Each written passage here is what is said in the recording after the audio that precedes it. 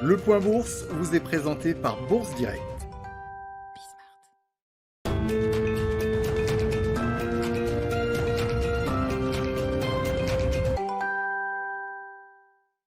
Bonjour à tous, la tendance est à la hausse ce matin à la Bourse de Paris. Les rendez-vous sont nombreux aujourd'hui pour les investisseurs qui prendront connaissance à 13h45 du compte-rendu de la réunion de politique monétaire de la BCE.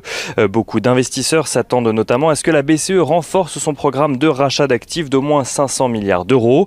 Le discours de Christine Lagarde sera particulièrement scruté, notamment sur la montée récente de l'euro-dollar, mais aussi vis-à-vis du plan de relance européen.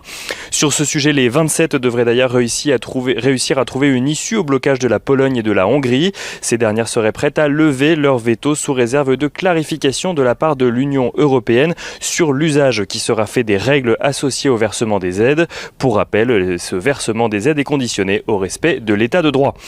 Le sommet européen qui commence aujourd'hui donc n'aura pas réussi à forcer les négociations à aboutir en matière de Brexit. Ursula von der Leyen et Boris Johnson sont restés campés sur leur position hier soir, malgré une discussion qualifiée de franche. Ils ont chacun demandé à leurs équipes de continuer les négociations dans le but d'arriver à une décision ferme d'ici dimanche.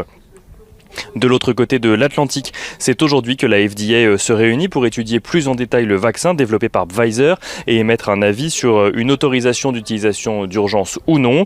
Du côté des marchés financiers, les principaux indices américains ont clôturé dans le rouge hier soir en raison des discussions qui n'avancent pas au Congrès sur le plan de relance budgétaire. Le Nasdaq pâtit également des poursuites de l'autorité de la concurrence à l'égard de Facebook.